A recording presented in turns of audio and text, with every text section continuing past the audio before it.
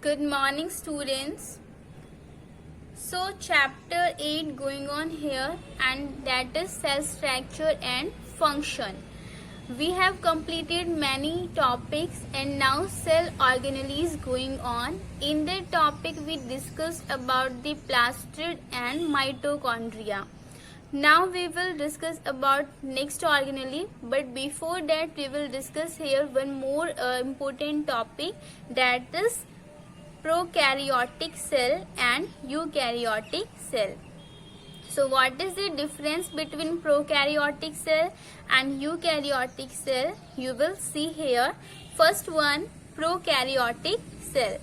So the cells having nuclear material without nuclear membrane are termed prokaryotic cells.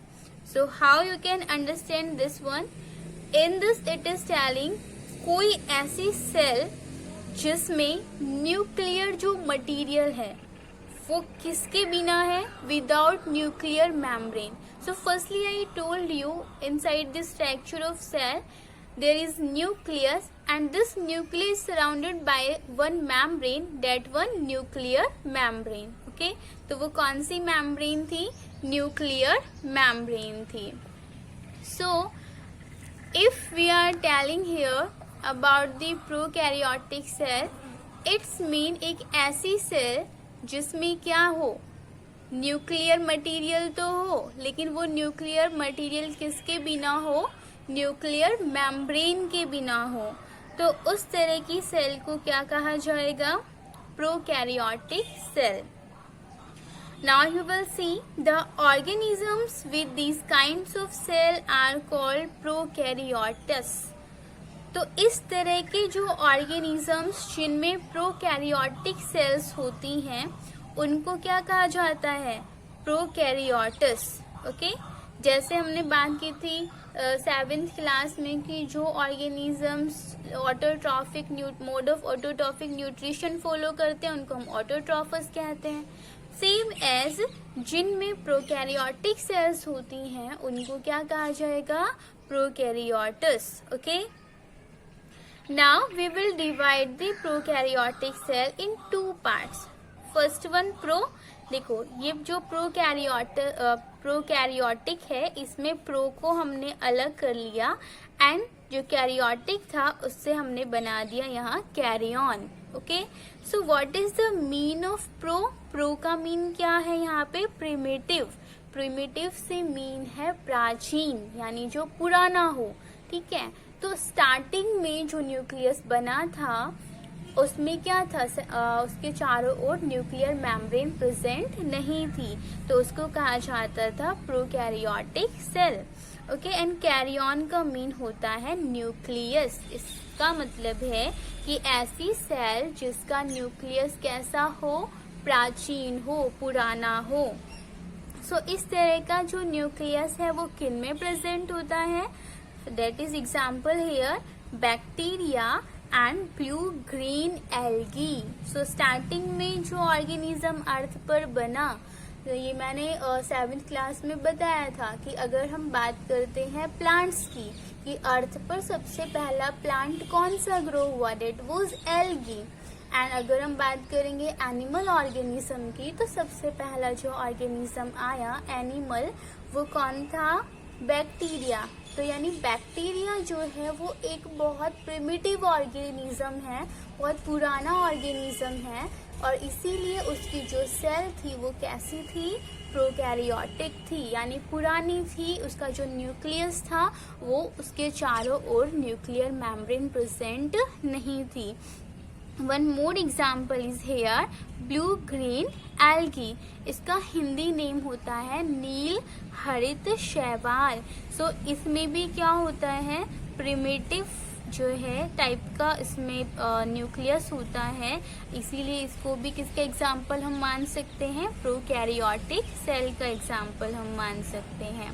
अच्छा, एक चीज और मैं बताना चाहूंगी कि जो ब्लू ग्रीन एल्गी है, नेम से तो ये हमें क्या लग रहा है? शैवाल लग रहा है ना, क्योंकि एल्गी का मीन तो शैवाल होता है. बट ये एक तरह का बैक्टीरिया है. It is not a algae, it is not a शैवाल। ये क्या है? ब्लू ग्रीन एल्गी क्या है? यहाँ पर एक बैक्टीरिया है, ठीक है। तो इसमें भी क्या होता है? प्रोकैरियोटिक टाइप की सेल प्रेजेंट होती है। Now about the eukaryotic cell. So eukaryotic cell बिल्कुल डिफरेंट होगी। किसके अपोजिट होगा? ये प्रोकैरियोटिक सेल के बिल्कुल अपोजिट होगा। इसमें तो जो न्यूक्लियर था उसके चारों ओर न्यूक्लियर मेम्ब्रेन नहीं थी, विदाउट न्यूक्लियर मेम्ब्रेन था। लेकिन जो यूकैरियोटिक सेल्स होती हैं उनका जो न्यूक्लियस होता है वो कैसा होता है? वेल ऑर्गेनाइज्ड, यानी पूरी तरह से डेवलप होता है। उसके चारों ओर न्यूक्लियर मेम्ब्रेन प्रेजेंट होती है। तो इस तरह की जो cells, we can read once this, The cells having well organized nucleus, यानी वो सेल जिनका न्यूक्लियस कैसा होता है? वेल ऑर्गेनाइज्ड, यानी पूरी तरह से डेवलप होता है विद अ न्यूक्लियर मेम्ब्रेन, और उसमें क्या होती है? एक न्यूक्लियर मेम्ब्रेन भी होती है। We will call that eukaryotic cell. Okay, and अब देखो एग्जाम्पल हम डिस्कस करेंगे कि यूकैरियोटिक सेल्स होती किन कौन से ऑर्गेनिजम्स में है। So you will see here, all organisms other than bacteria and blue green algae are called eukaryotes. तो वो सारे ऑर्गेनिजम्स, किन के अलावा? बैक्टीरिया को हम छोड़ेंगे, यहाँ ब्लू ग्रीन एल्गी को हम छोड़ेंगे, और उन दोनों को छोड़ने के बाद जितने भी ऑर्गेनिजम्स अर्थ पर हैं वो सभी में कौन सी सेल होती है? यूकैरियोटिक टाइप की सेल होती है। इसीलिए उनको क्या कहा जाएगा? We will call them eukaryotes. Understood this thing? Now we will also divide the eukaryotic cell in two parts, eu separate and karyotic से बन गया कैरियन। या हम कह सकते हैं कि जो यूकैरियोटिक वर्ड है वो इन दोनों वर्ड्स के कॉम्बिनेशन से बना है, यानी इन दोनों को मिलाने पर ही क्या बन गया? यूकैरियोटिक। ऐसे ही प्रो और कैरियन को मिलाने से बन गया था प्रोकैरियोटिक, ठीक है। तो इसीलिए हमने इसको यहाँ पे क्या कर लिया? डिफरेंट कर लिया, दोनों को टू पार्ट्स में डिवाइड करके, और उनके पर्टिकुलर उनका जो एक्सप्लेनेशन है उस वर्ड का, उसको हमने यहाँ पर डिस्कस किया है। सो दैट इज यू, इसका मीन क्या होता है? ट्रू, यानी सत्य, एंड कैरियन मीन्स न्यूक्लियस, यानी ऐसा सेल जिसका न्यूक्लियस कैसा होगा?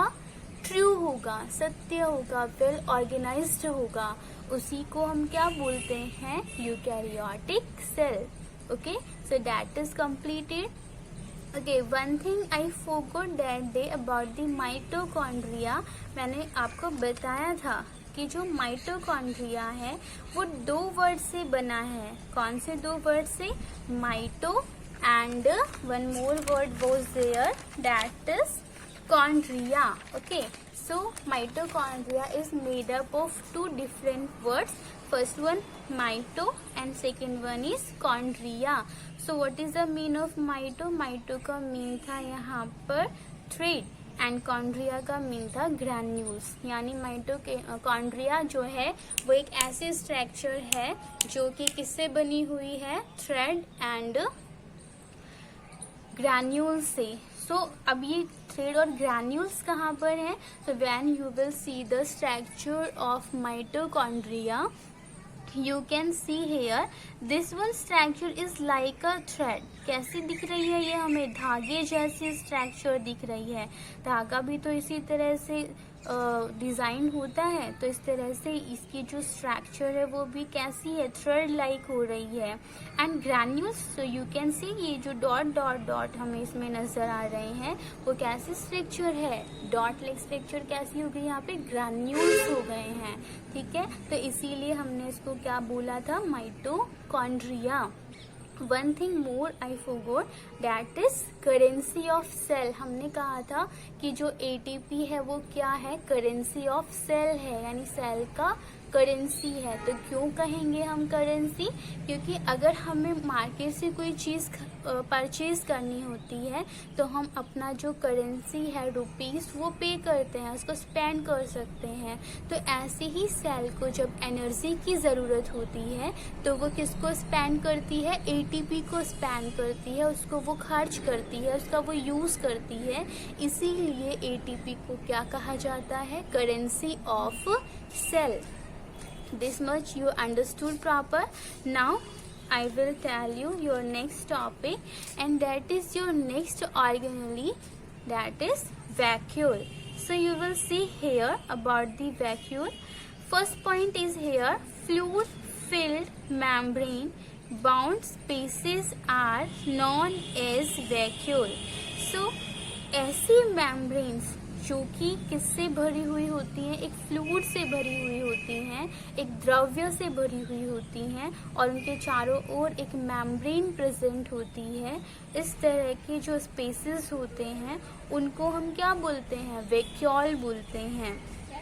सो इन एनिमल सेल इधर they are absent. Now we will discuss कि ये जो वैक्यूल हैं वो किन में प्रेजेंट होते हैं।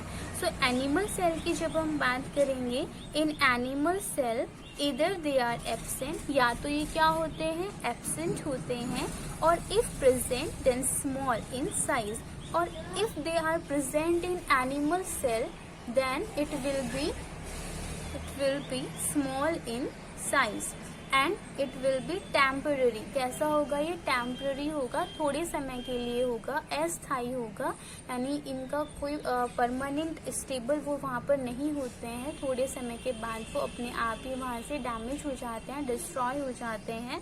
तो वी कैन से कि जो एनिमल सेल्स होती हैं उनमें वैक्यूल्स या तो एब्सेंट होते हैं, और अगर प्रेजेंट भी होते हैं तो वो साइज में बहुत छोटे होते हैं या फिर टेम्पररी होते हैं। Next one thing is here about the plant cell. In plant cell vacuole are large.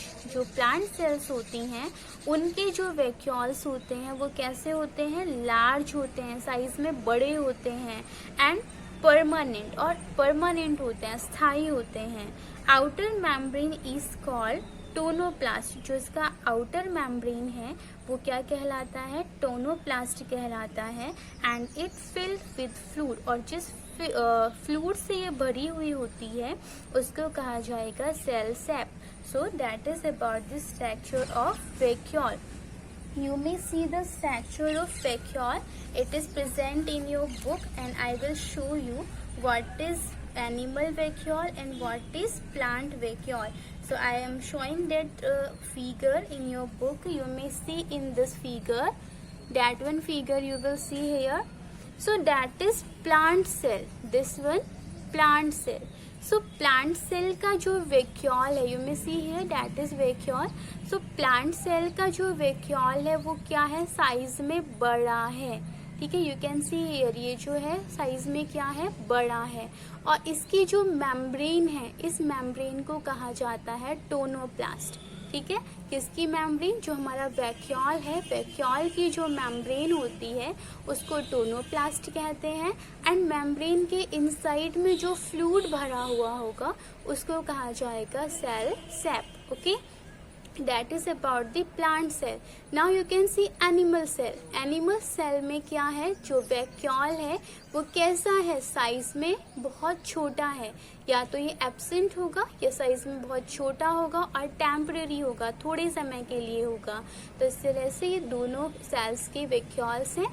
Plants में ये लार्ज होगा साइज में, एनिमल्स में बहुत स्मॉल होगा, टेम्पररी होगा, जबकि इनमें वैक्यूल परमानेंट होगा। Okay, so that is about the vacuole. Now we will discuss about the function of vacuole. ठीक है, इसकी functions क्या है, vacuole जो है cells में क्या काम करती हैं। So here first one, it hold materials and wastage. So पहला वर्क क्या है vacuole का, कि ये होल्ड करती है, जो मटेरियल्स हैं एंड जो वेस्ट हैं उनको. If you remember in 7th class I told you about digestion in amoeba. So amoeba ने अगर आपको याद हो कि अमीबा जो है वो बाहर से फूड एब्जॉर्ब करती है, बाहर से फूड गेन करती है और उनको अपने वैक्यूल्स में ट्रैप कर लेती है. वैक्यूल्स में ट्रैप करके वो उसको डाइजेस्ट करती है एंड वैक्यूल्स के थ्रू ही वो अपने वेस्ट अनडाइजेस्टेड फूड मटेरियल को बाहर निकाल देती है. तो वहाँ पर वैक्यूल ने क्या काम किया था? वैक्यूल ने वेस्ट मटेरियल को होल्ड किया था, अदर मटेरियल्स को अपने अंदर होल्ड किया था. तो सेम एज जो प्लांट एंड एनिमल वैक्यूल्स होते हैं वो भी क्या करते हैं? मटेरियल्स को होल्ड करते हैं, अपने अंदर उसको रखते हैं एंड वेस्ट मटेरियल को भी वो होल्ड करते हैं. सो that is your first function. And now you will see about your second function. It also functions It also functions to maintain the proper pressure within the plant cells to provide structure and support for the growing. So vacuole का दूसरा function क्या है कि वो maintain करती है एक pressure को, जिसकी वजह से प्लांट सेल्स को एक स्ट्रक्चर मिलती है, सपोर्ट मिलता है ग्रोइंग के लिए. You can see in this कि जो प्लांट सेल की जो वैक्यूल्स होती हैं, प्लांट सेल की जो वैक्यूल है वो क्या कर रही है? इनसाइड से एक प्रेशर डाल रही है, अंदर की तरफ से एक प्रेशर डाल रही है, जो कि प्लांट का जो ये सेल है इसको क्या कर रहा है? एक स्ट्रक्चर प्रोवाइड करवा रहा है. अगर ये अंदर से इसको प्रेशराइज नहीं करेगी तो सेल जो है वो क्या हो जाएगी? उसका स्ट्रक्चर जो है अनबैलेंस हो जाएगा. तो अंदर से भी प्रेशर है, बाहर से भी प्रेशर है, तो एक प्रॉपर शेप जो है प्लांट सेल की यहाँ पर बन रही है. तो वैक्यूल का वर्क क्या है? यहाँ पर वैक्यूल्स जो हैं वो प्लांट सेल्स में एक पर्टिकुलर स्ट्रक्चर प्रोवाइड करवाते हैं, साथ ही उसकी जो ग्रोइंग है सेल्स की ग्रोथ में भी वो हेल्प करते हैं. सो that is about the vacuole. So we have completed here about the prokaryotic and eukaryotic cell, and next one about the vacuole. It is completed. Now we will discuss next topic, and that is I will tell you in your next video. Bye and take care.